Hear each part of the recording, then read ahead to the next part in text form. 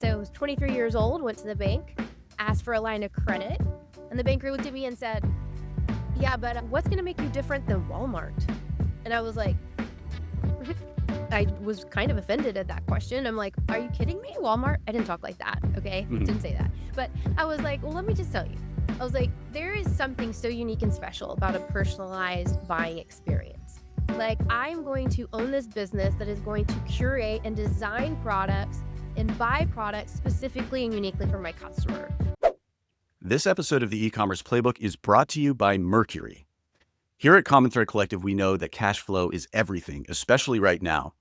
That's why we always recommend that our clients use Mercury to manage their banking, capital, and cards all from one place. Mercury lets you receive funds, generate invoices, and send free international and domestic wires in US dollars. Mercury also gives you instant access to virtual credit cards and 1.5% cash back across all your spend. Plus, if you need inventory or advertising, try Mercury's founder-friendly capital.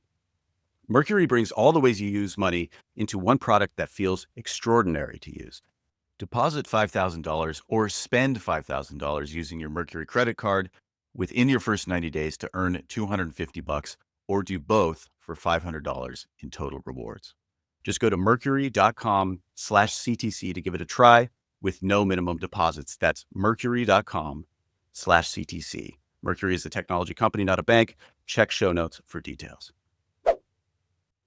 Hey, folks, welcome to the e-commerce playbook podcast. I'm your host, Richard Gaffin, Director of Digital Product Strategy here at Common Thread Collective. And I'm joined this week by a very special guest, Tara Austin, who is the owner, founder, and CEO of Ruthie Grace. Tara is a accelerator client of ours, and Joy, who runs that program, speaks very, very highly of her and her business, and specifically the way that her business is structured and the culture. And so we're going to dig into that because I think this is going to be super, super valuable for any other brands that are in that seven-figure range to think about how you actually construct the operation. So we're going to get into that in a sec. But first off, hello, Tara. Welcome. How are you doing today? Hey, Richard. Well, first, I want to tell you thank you so much for the opportunity to be on this podcast.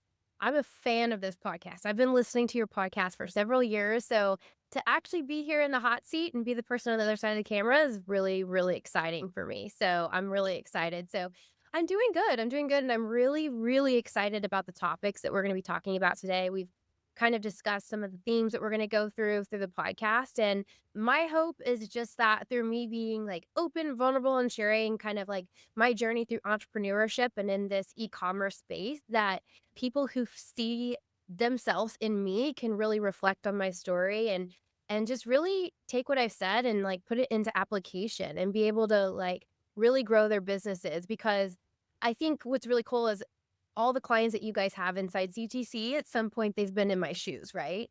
Mhm. And so to be able to kind of peel back some of the layers and see what it's like for a seven-figure business, really trying to embrace and approach what it looks like to scale and really grow and be profitable and to provide that lifestyle for the founders. I'm really excited to be able to share that and just share my story. This is Awesome. gonna be so Yeah. fun. No, I'm super excited. So speaking of your story and your journey, let's kind of start with that at the beginning. How did you get into this? What was, and also tell us a little bit about the brand Ruthie Grace. Tell us kind of about how that started and your sort of personal journey with it. Okay, so here's my elevator pitch. Yeah, Actually, it's not short. We would need to sure. ride like a very high skyscraper. Good And go. so, Ruthie Grace. So, I got started with Ruthie Grace when I was merely 23 years old. So, the business has actually been around for 14 and a half years. What happened was during the financial crisis of 2008, 2009, I was graduating college with a degree in animal science, of all things.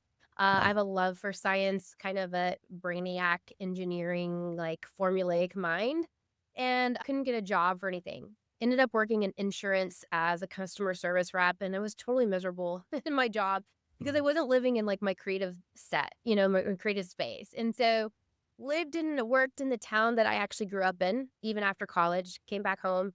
I was married, and at this time was really when we started seeing this transition in Facebook at the time of where businesses were taking personal profiles and they were like, "Hey, we can actually create a business profile on a personal account and kind of like showcase what our business is doing behind the scenes." And it was like the first glimpse of like what it looked like to personify a brand, I think, in the social media landscape.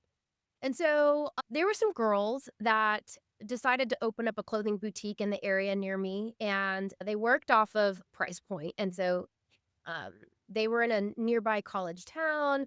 Everything was $50 and under. And they basically were posting all their products on Facebook when they would come in. And every time I would walk into that store, I just automatically just had like this sense of like joy and happiness. It was fun. And there was like a lot of liveliness happening and women shopping.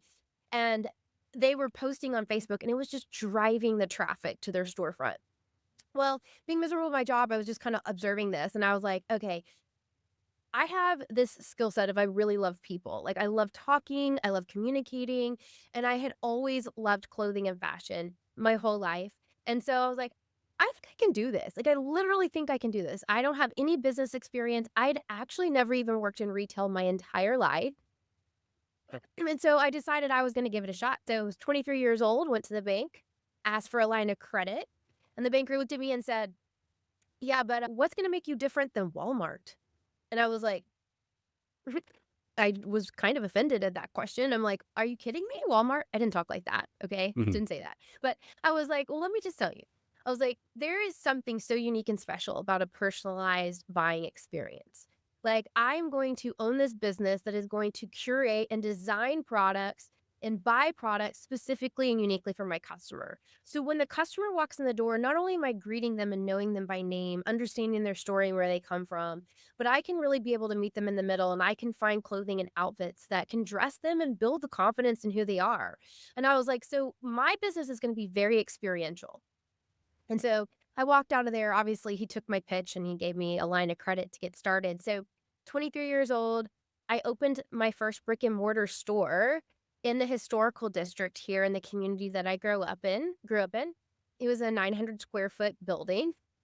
I'd never bought clothes, had no idea what I was doing, but by golly, I had a lot of ambition and drive. And so that's kind of where we got started. So for 4 years, we were brick and mortar only, but we had like a Facebook page that we would post the products as they were coming in, and people could like, send us a message like, I want that, here's like they would call in with their credit card and we'd do it on the keypad. It was very manual, but, it was very much the boots on the ground, and so for 4 years, that's all we did, and that's really where we established a lot of our brand. I learned a lot about my customer, I understood what worked, what didn't, and just really understood a lot of the foundational and key pieces of what it took to run a business, and then after 4 years is when I actually stepped into e-commerce. And so stepping into e-commerce was really scary for me because I had such a huge local presence. And so I had to figure out how to navigate like what I know how to drive traffic to my storefront, but what does it take to actually drive traffic to my online store? And so at that point, we really had to shift from being so storefront centric to really focusing on online. And so what we did was we gave a lot of privileges and precedent to our online customers first, and then our storefront customers second, because we had to take the existing traffic in the storefront and somehow figure out how to get them to convert online. So that was like my existing influence that I already had built in, and I really leveraged them to help guide me into what it took to be successful in the online space. And so, really, that's kind of the beginning of my journey into e-commerce. So, at that time, I had an online store, but when Meta did this, or Facebook at the time, did this really cool, amazing, brilliant thing, and they were like, "Hey, we're going to roll out advertising, and you can actually pay to play." Well, I was naive in my young entrepreneur spirit, and I was like, "Well, shoot, I'm already doing good. I don't have to play that game. Like, I don't have to Mhm. invest in ads. I don't need to do that." Biggest regret of my entrepreneur career, because actually when I look back at some of the existing business models that are very similar to mine, like in women's clothing, the time and the years that they really grew and scaled their businesses on Facebook was when they were paying for advertising for dirt cheap, And Yeah. I was like, I don't really need to do that. Like I'm fine with where I am. So 2017 rolls around. We've expanded into a warehouse. We have a storefront and a warehouse. We're really growing online. And I'm like, I think I should do this paid advertising thing. Hear a lot of people talk about like how really good it is. And so I took the leap of faith and I was like, I think I can do $2,000 a month in paid advertising. Well, man, that $2,000 really started doing a lot for me. So 2017 is when we stepped into advertising space and we really focused in on retargeting. And then I feel like the rest of my story is really just this long stretch of growth and trying to understand and comprehend like what it takes to scale. 2020, like a lot of online brands, was a moment of explosive growth for us. We actually opened a brand new brick and mortar location at the end of 2020. And our online store was just pumping. It was literally like, it felt like it was printing money. Like, Yeah. like it really felt like it was printing money at that time. Pardon me. And so, anyways, so 2020 was a great year, and 2021 was too. In 2020, at the end of 2020, my husband actually left his full-time career and came on board to help me grow the business because at that time I was about to have our third child. We have 3 boys. They are 11, 7, 4. So my house is an ongoing wrestling match 24/7. And so I really just needed like him to be like not just a life partner in life, but I needed a business partner. And so he came on board at the end of 2020 and 2021. We were just coasting, like things were going good, ad performing well, business just stabilizing a little bit from the highs of 2020, but we're doing good. And then we came to 2022. Dun dun dun.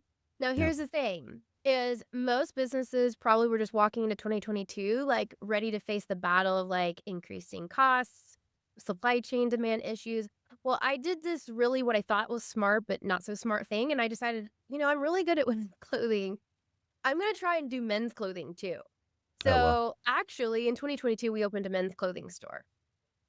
So, the bulk of my story, even though I have this like span of a career over the last 14 years, I have evolved and been really refined in my role as a CEO and entrepreneur, especially in the e-commerce space and what it takes to really build a team. And a lot of what we're going to talk about today about team building and it all came out of the last 3 years, 2022, 2023, and 2024. Interesting. Um, and that's because my men's store started to put a significant drain on my women's clothing store. Um, Men like to shop, but like once a year. That's true. Absolutely. And I thought I could replicate it, and it's actually even though it's the same sector, in same industry, it actually operates in completely different. Yeah. Um, so the last 3 years have been really interesting. I have had so many different experiences as an entrepreneur, from highs to some pretty heavy lows, honestly. Mhm. I've walked through a lot of and a lot of hardships, financial strains, things like that, trying to navigate this space. And so in that season of hardship and trying to really figure out like what is it going to take to get this company to really start experiencing growth, but sustainable growth, healthy growth, compounded growth. That's when I really started working on developing an operating system. And so that's that operating system that I've built internally with my team and the culture that I have. That's what Joy has spoke is speaking to. Mhm. And I think I'm on version 8.0 of this operating system and how we operate, but I feel so confident in the direction that we're going now. And so, yeah, so Yeah. that's kind of my story, I No, guess. that's great. Yeah, There's a lot to let's unpack yeah. there. Trusted by more than 200,000 startups, small businesses, and e-commerce companies, plus many of our clients here at CTC, Mercury gives you the ability to manage your banking, capital, and cards all from one place. E-commerce Playbook podcast listeners get $250 by depositing $5,000 or spending $5,000 using the Mercury credit card within your first 90 days, or do both for 500 bucks at mercury.com/CTC. Mercury is a technology company, not a bank. Check show notes for details. Yeah, so it sounds like then the kind of the period that we're talking about then is going to be like the last 3-4 years. Mhm. And so it sounds like there's been a ton of evolution in that time. So let's maybe dig into some of the specifics there, specifically around. So correct me if I'm wrong, but it sort of sounds like you're in a situation that a lot of entrepreneurs got into around 2021, 2022, where their cost issue that didn't exist before suddenly came into existence, and that means you just kind of have to tighten everything up. And maybe walk me through some of the iterations of that operating system that you're talking about. And maybe let's take a step back rather and even define what operating system what do you mean by operating system, I guess? Sure, that's a great question. Okay. The way I describe it is if we're a relay team getting ready to run a race And in order to finish, what is crossing the finish line?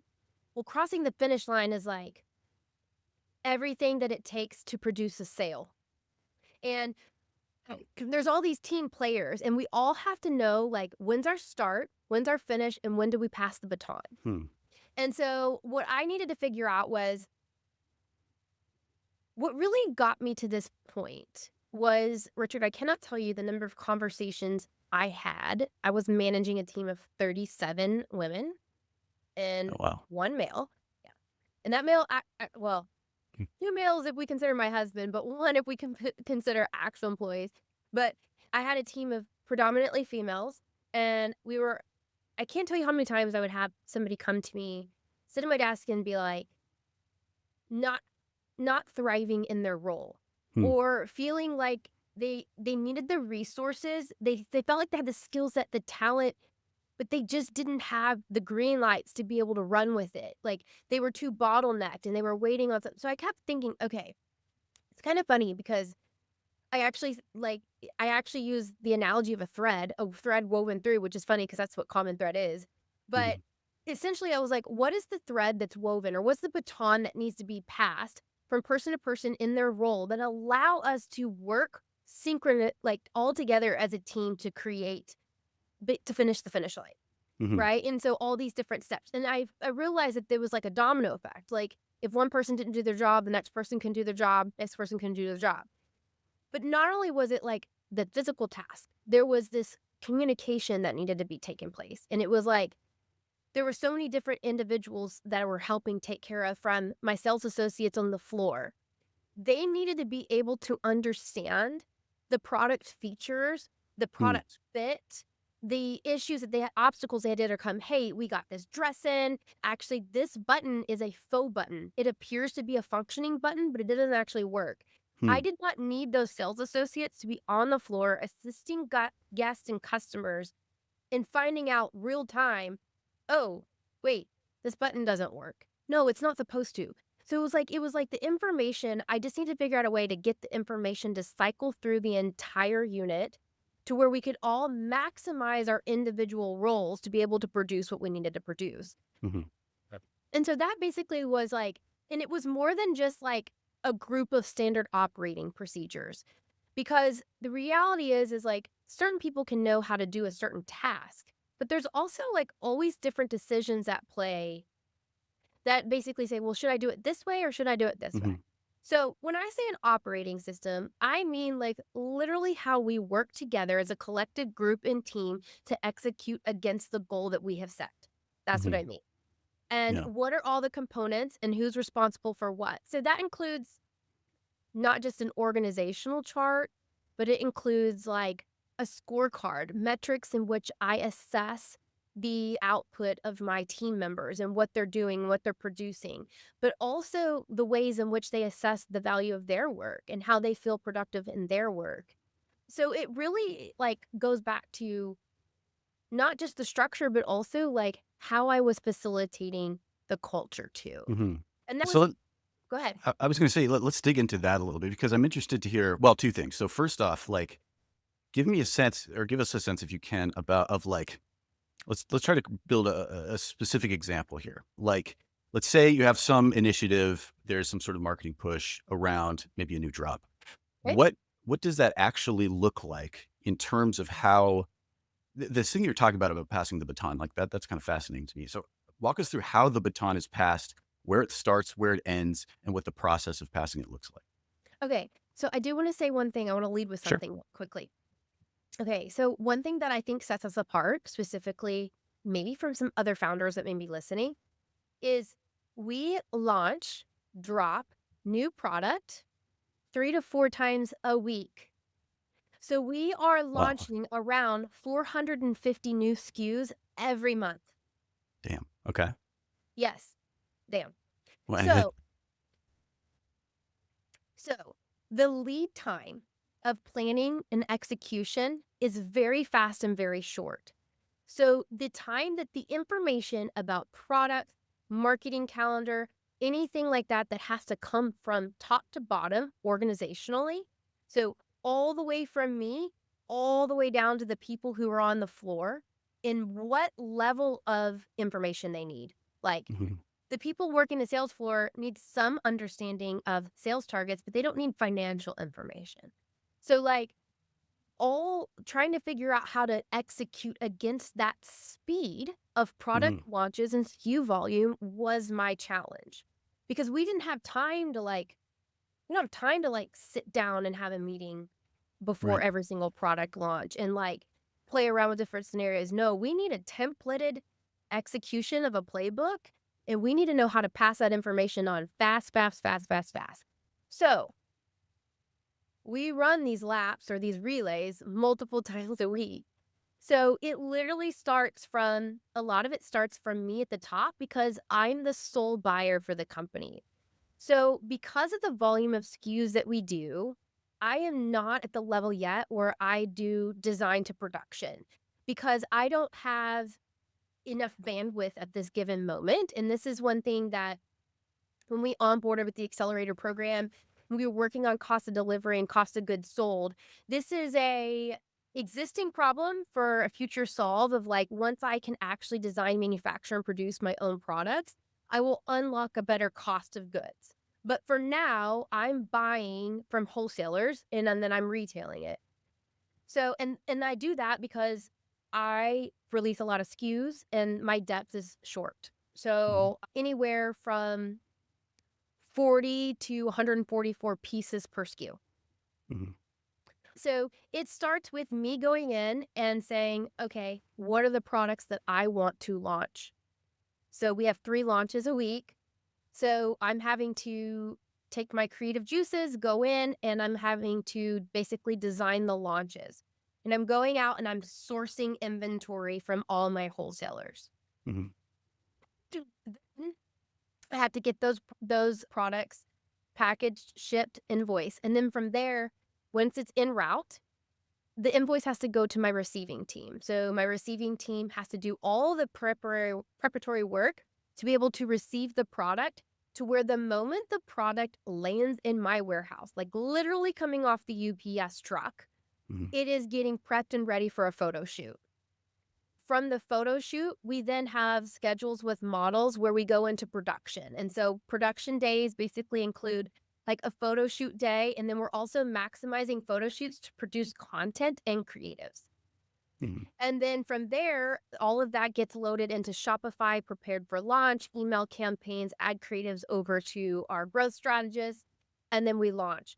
So our turnaround from like landing in the warehouse to live on the site, we're pretty much within like a 48-hour range. It is Wow. very fast. Yeah. So the speed at which we have to be able to communicate to make sure that we're synchronized was very important because if not, it was like chaos and there was these balls dropping. So basically, I had to create a way, like I had to create these cadences that allowed us to stay in sync with each other so we knew exactly what was happening and where it was going. So, kind of context, I guess, a little bit, an example is at the end of every day, I get a report from my warehouse and they're reporting on what our inbound inventory looks like, how many styles I have coming. Styles are SKUs, and those are even broken down by product classification. So Mhm. dresses, tops, bottoms, shoes, jewelry. And I can look at that report in a snapshot and immediately know what I have to go make sure gets en route to us to be able to keep up with that launch cadence, if that makes Right. sense. Yeah, yeah, totally. So So, from that point then, like what's yeah, I guess, I was gonna say, yeah, just walk us through the next steps. And by the way, so it sounds like you're not able to plan out, or how far in advance are you able to plan out, like, these are the 3 SKUs, these are the 3 styles we're going with on a week by week basis? Or does that truly start Monday, you're picking them, Tuesday, they're on the truck, Wednesday, they get to the warehouse, Thursday, whatever? Like, what is that? How yeah. much advanced planning can you do?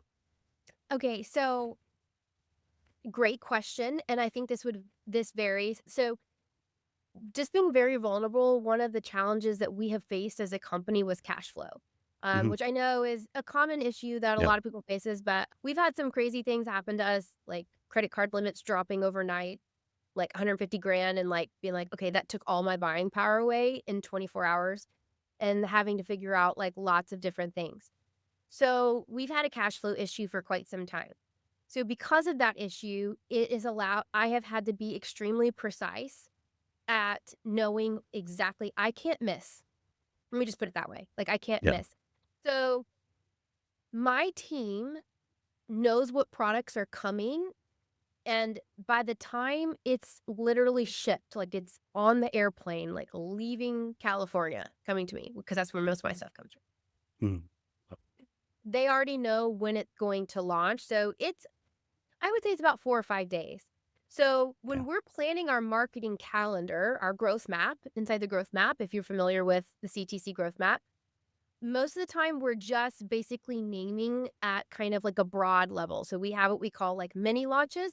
And that's basically saying like, hey, this volume of inventory is going to Mhm. be, a smaller amount. Um, and then we have what we call main launches. Main launches are typically for us 45 to 50 products. It typically has a retail value of like 100 grand.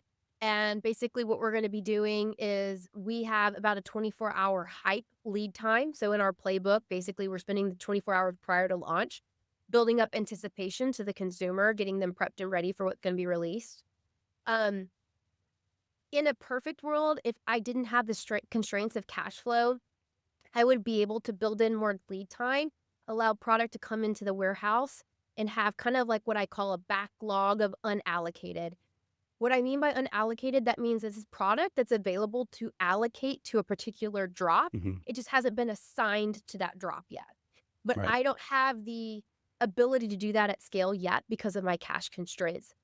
Mhm. So if I had that in a perfect world, I would have about 2 weeks of launches backlogged, prepared to be able to source and style, just to be able to pull from, and create a launch. And then they would just go in that pipeline for Mhm. the launch calendar. So our growth map basically leads as a guide of what our drop and launch calendar will look like. We do things such as testing specific launches with styles that are unique to a moment. So a great example is like a 4th of July, where all the styles Mhm. are red, white, and blue, and we're like really drawing on a unique moment in the consumer's life and maximizing that time. We do that.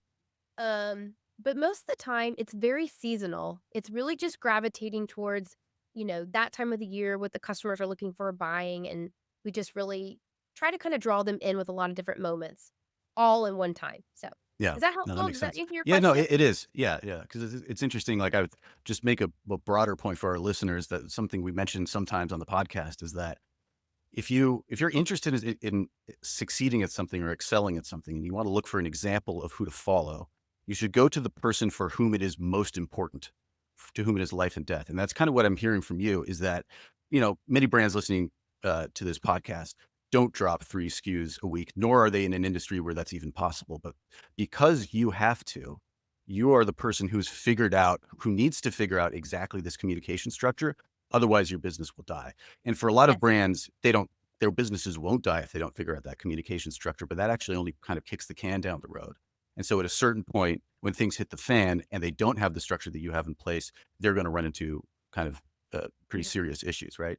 So I'm curious around, well, a few different things, but let's talk about culture. So you've talked a little bit about structure. I mean, there's a few things I want to kind of call out that Joy mentioned that I think would be kind of interesting to bring in sorry, hold on a sec.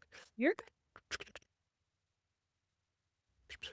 He had a piece around, and actually, this is something that you already mentioned around everybody having a real sense of their responsibility, where not only their responsibilities begin and end, but also you have a sense of where their need to know begins and ends as well. Like this is the set of information this person needs to have to excel at their job. And it seems like part of it too is everybody needs to have more information than you might think, although there are certain things that are maybe not necessary for someone on the sales floor to know.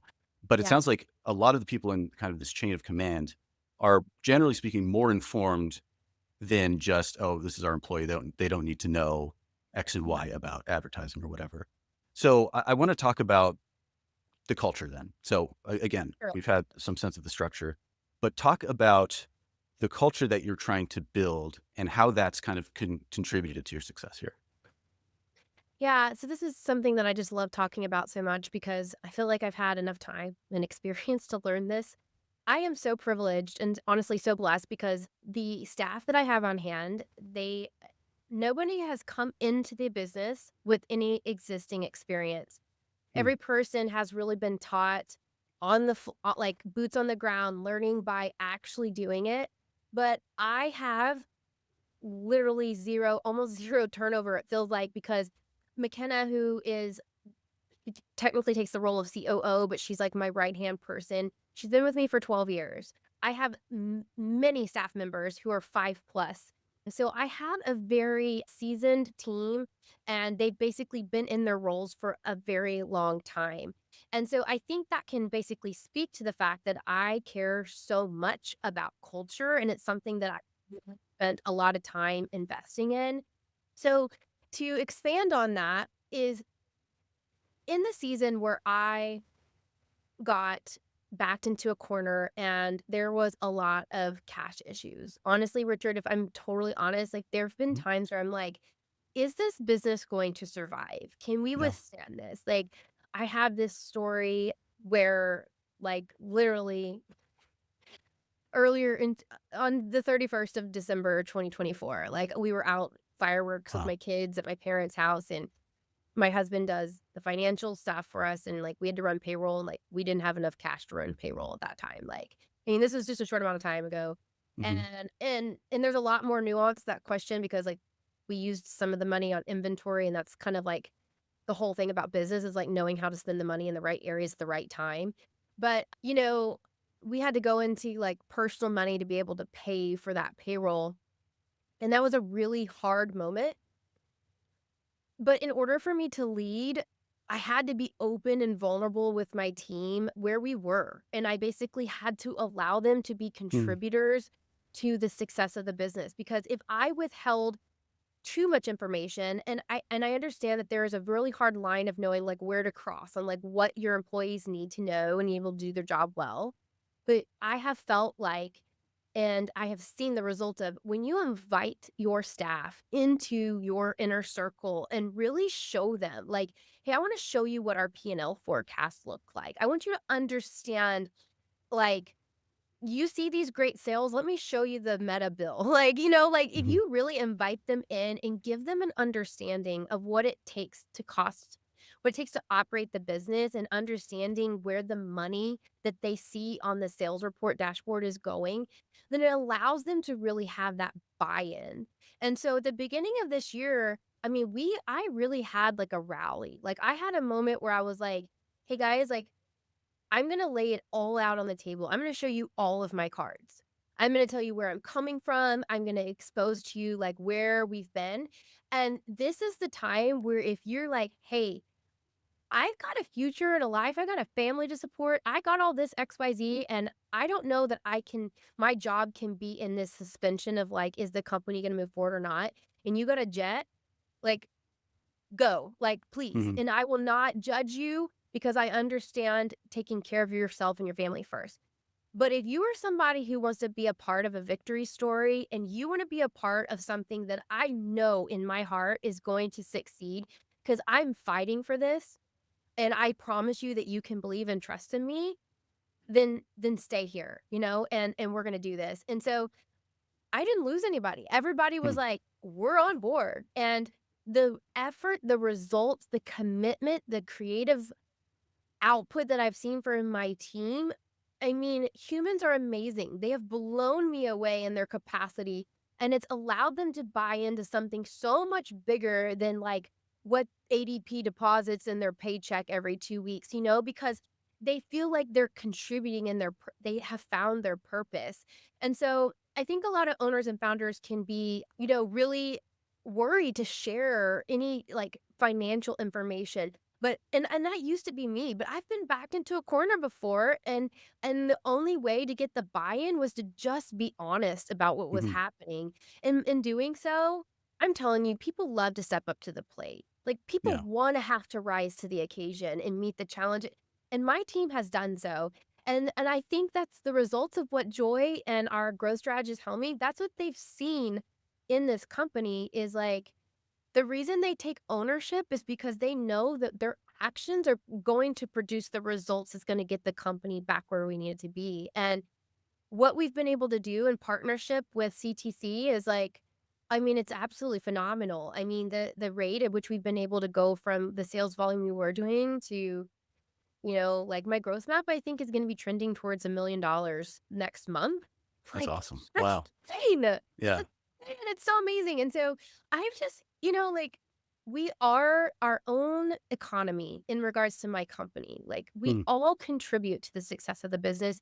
And I want people to feel like they can take ownership in the results that they get. And I yeah. want to praise them for it. So, I mean, like inside Basecamp is the software that we use to communicate. People use things like Asana and stuff like that. Mhm. Well, we use Basecamp.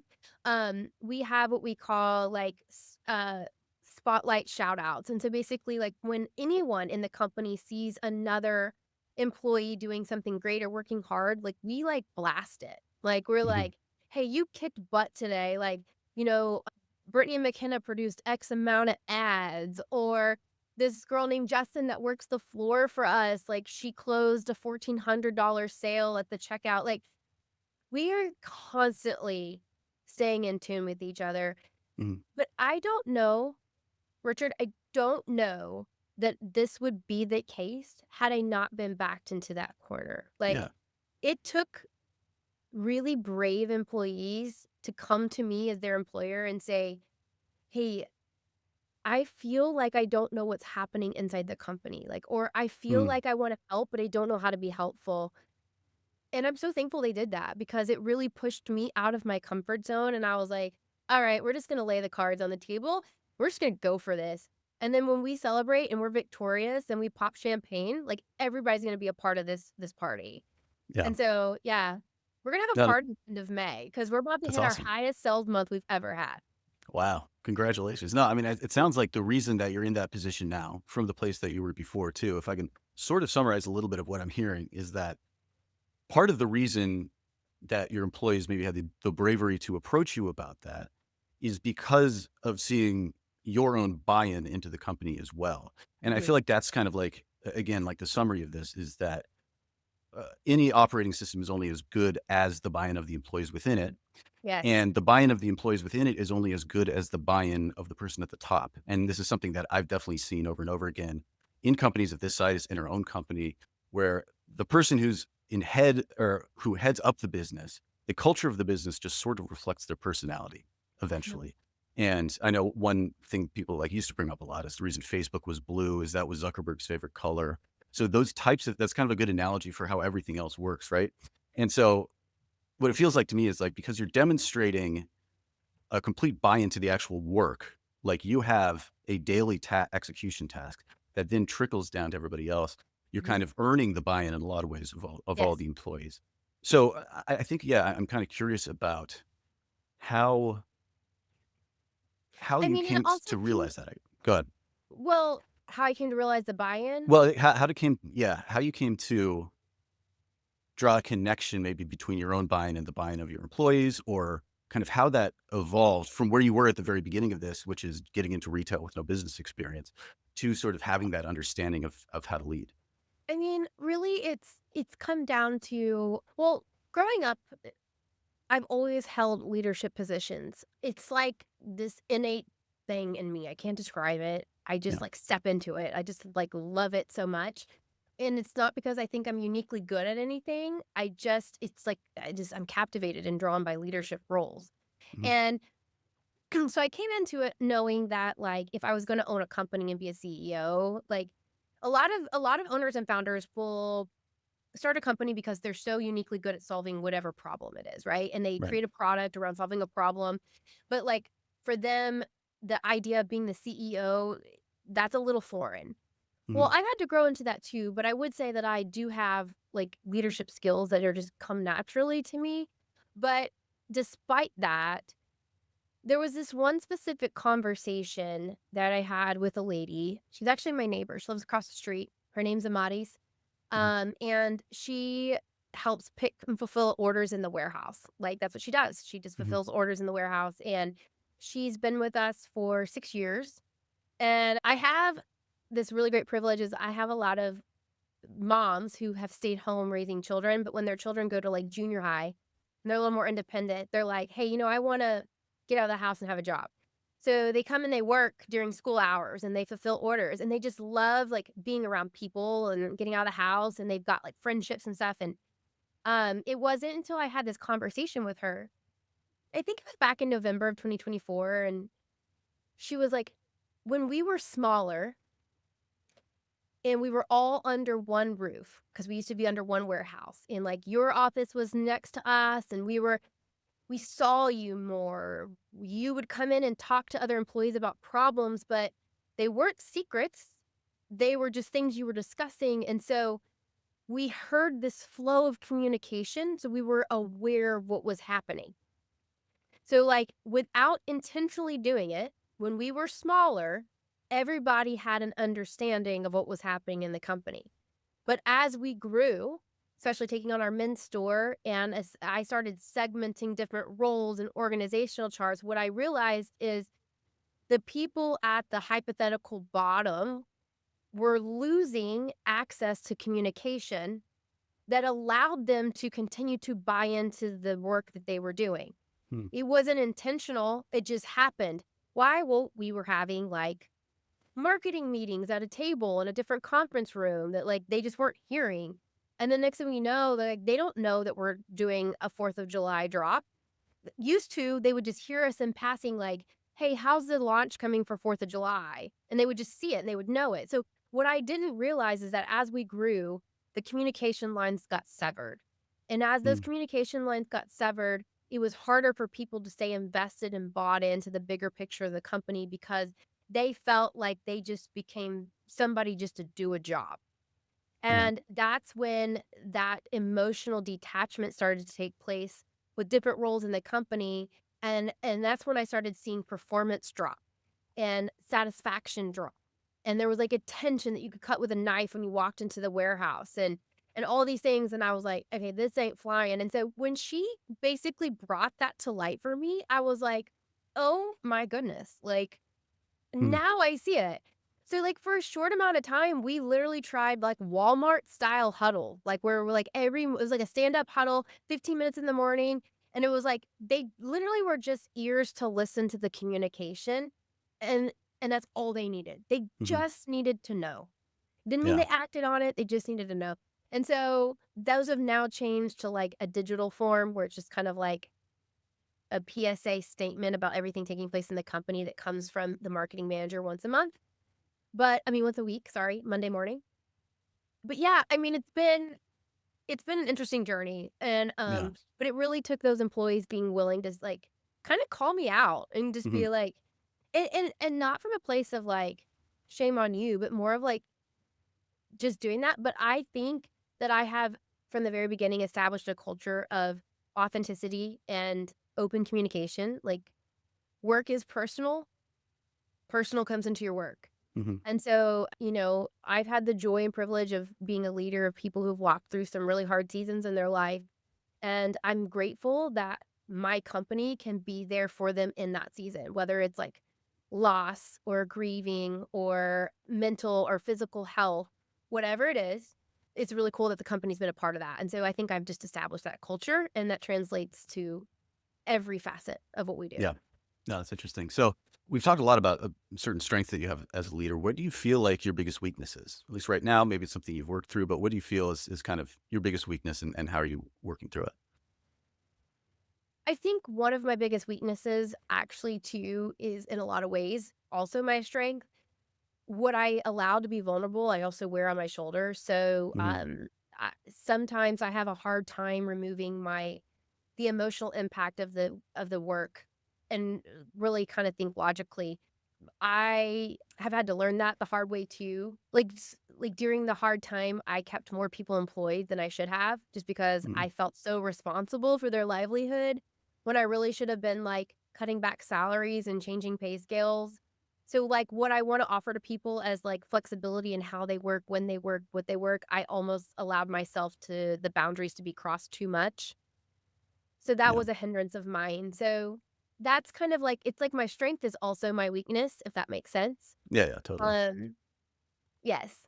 So I'm having Yeah. to work through that. I also like to be in the know about a lot of things. I don't necessarily micromanage it, but I like to be in the know.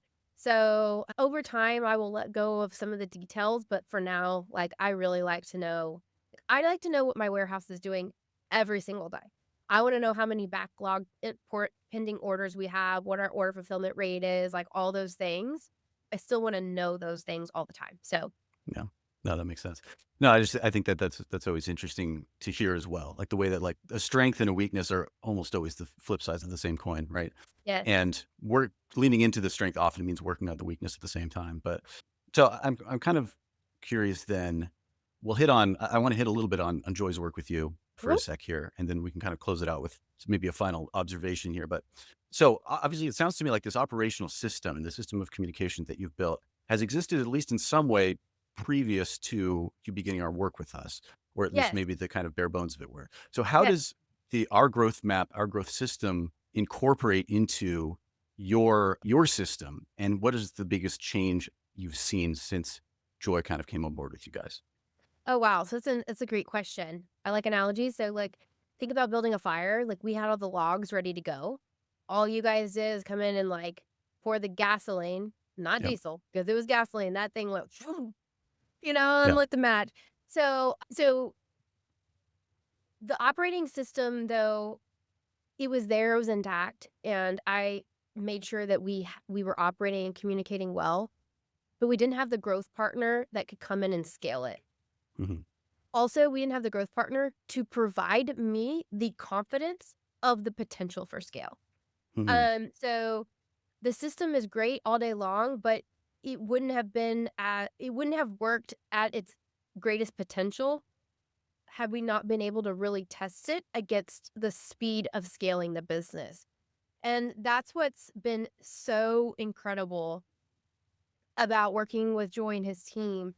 And I think the reason we've had such great success is when we onboarded, you guys were able to come in and take what you uniquely do and do really, really well and marry that with what we do and what we do really well. And the combination of the two is what has allowed the business to really thrive in such a short amount of time. I need to look, but I think we onboarded March 17th. So it's literally been like 8 weeks since we've been working with you guys. And so it's been a very short amount of time, but the growth that we've been able to do is amazing because the system has allowed us to pivot and operate really fast. Hmm. So, like, it can recover very quickly. We've been able to recover very, very fast because we're used to launching products really fast. So if things get outside of our control, like we can just recover like within 48 hours. I mean, we're back up and even quicker than that. Hmm. So, if we were behind on a launch volume, we were, relaunching an email campaign to non-openers, within 6 hours of the launch going live. And then if that email campaign didn't convert well, then we were taking our new customer acquisition ads and basically opening up a returning campaign with some of that paid media dollars in order to be able to really make sure that we were hitting targets with new and returning. Also, too, I've been able to really hone in on our cost of goods sold. So, like, Hmm. before we go into a product launch, we make sure that we're on target for the cost of goods sold. If we're not, I'm turning around telling my team, you need to increase the prices before it goes live because we haven't hit the target. Hmm. So really what the operating system has made us good at speed. And so what you guys do with having the daily revenue targets and daily ad expectations and figuring out how to make sure that we are I'll get the phrase wrong, but it's like it's an execution and making sure that you're right or whatever. I'll get Taylor's phrase right Yeah, yeah, one yeah, day. But yeah. anyway, my point is like we can both do our part. And so what CTC does and what Joy's team does, and one thing that Joy said is he's like, and I think Helmy, our strategist said to F2, was like, they don't have control over the products. Hmm. Like they're not controlling the supply chain. And so in order for them to be really good at what they do, the company they're working with has to have control over the supply chain, and you have to be able to do your part.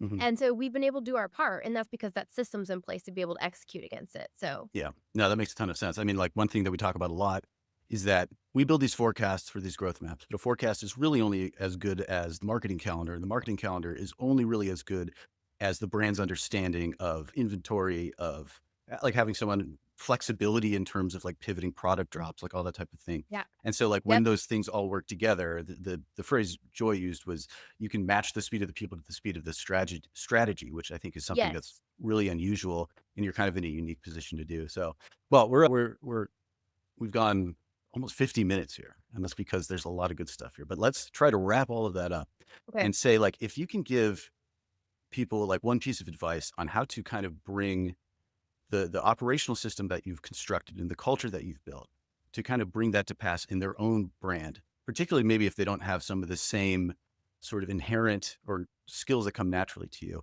what would be like the one piece of advice you give to them about what to put in place right now? I think my piece of advice would be to be patient. Go slow to go fast. Mhm, And because as I've worked through solving this puzzle of like what it looks like to have an internal operating system as like the north star of how we are operating and functioning as a unit, as a team, it has taken a lot of time for me to figure out like what works. How do all the pieces of the puzzle fit together? And I had to be patient with myself on testing different strategies from an operational perspective.